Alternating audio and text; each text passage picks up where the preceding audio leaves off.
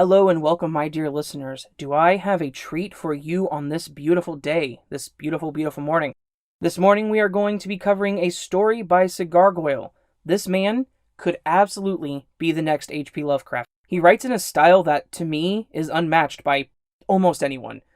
He writes with perfect detail, and his stories are freaking amazing. I'm going to link to everything he has down in the description. Please check everything he does out and show him as much love as you possibly can. Legit, this man makes amazing stories, and his channel has the best ASMR videos I have ever heard in my life. The fixing a circuit board one was magic. Just pure magic. I love this guy. His writing is amazing, and this is one of his stories. I'll put the title in the actual title of the video. I don't know what it was right now, I'm sorry. That said, here it is, and enjoy. Well, if that's the way it had to be, then there was no other choice. He had a strong will. He couldn't, though, fight against the need for self-preservation. Freezing, naked, chained to the tree near the edge of the marsh forest, he looked up at the November gloom-rumbled sky and wanted to tell it that he was sorry.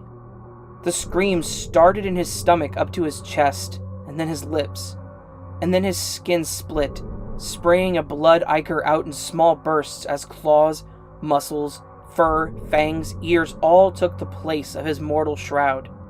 He pulled the chain with such explosive force it cut the tree in half.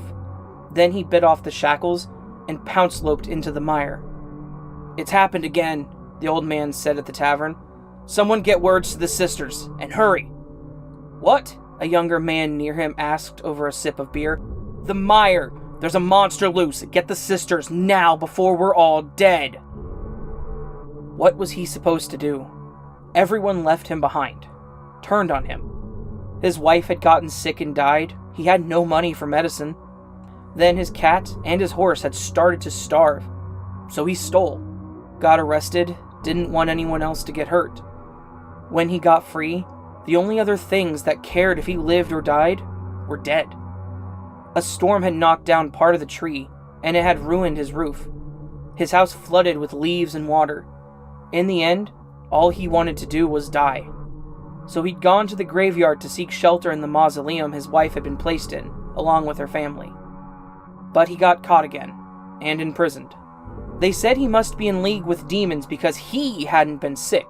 His household had all died, and now he was seeking to rob graves. So they stripped him, beat him, and chained him to a tree, circling his area with salt and hex marks, so that he'd starve to death under an open sky, the way you would kill someone possessed with a demon, they had said. They were in error. It wasn't a demon that was chained inside him. It was much worse. The mix of a tiger and a man and a wolf. In their foolishness, in their attempt at imprisonment, they had let out a scourge.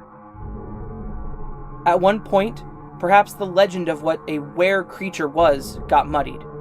Or maybe no one who saw one was alive anymore.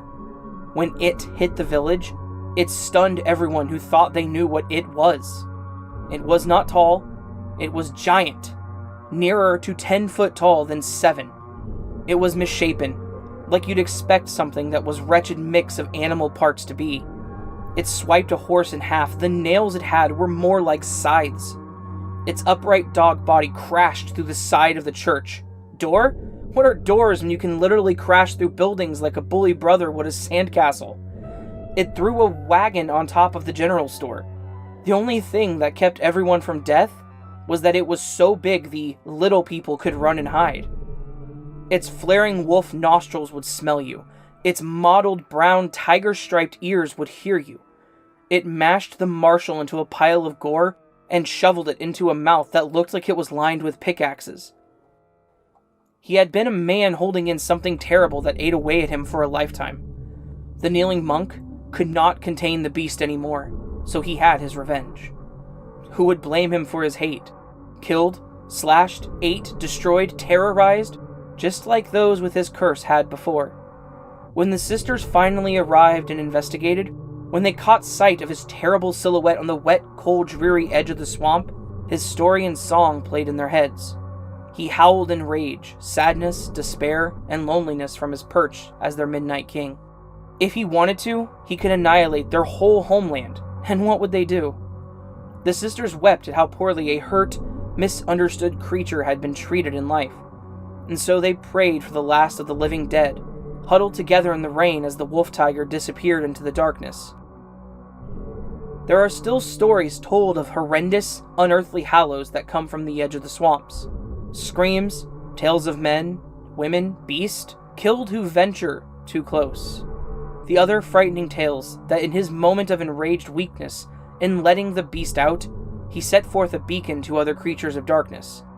His shame and guilt made him fight with them out there in the lonely cold. Nightmare creatures pursuing him forever, a portal to hell itself, locked in a struggle until they finally dragged him under the rotting murk. This is why we pray, Junie. The prayer to the last of the living dead this time of year. Some say you and your sister are related to him. Thunder roared as the rain beat down on the roof of the tavern. Flynn finished his beer. So's keep your snickering to yourself when the old folk light their candles. He slapped down 2 coppers and pulled the hood up over his head and left into the dreary autumn storm.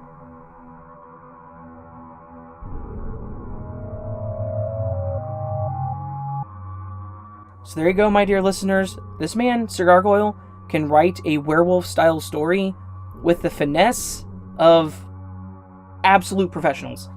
Please check the description for everything that is his. Follow him on Twitter. Love his stuff on YouTube. Follow him on that. Subscribe to him. Please subscribe to him. This man just blows me away with his talent. Like, every time I talk to him and he has something that he writes, it just blows me away how amazing it is. I am super honored to have read this story for him, and I hope I did it justice. If you all enjoyed, please do give it a thumbs up. Please also subscribe to my channel if you really enjoyed this. I'd love to have you guys around for more. And subscribe to Cigargoyle. Make sure you subscribe to him as well. And if you really enjoyed this, leave me a comment letting me know what you thought. I'd love to hear from you. That all said, everybody, have a fantastic Friday. There's another video later with my normal collection, but I had to get this one out this morning so you guys could hear it. I love you all. See you in the next video, but until then, sleep well.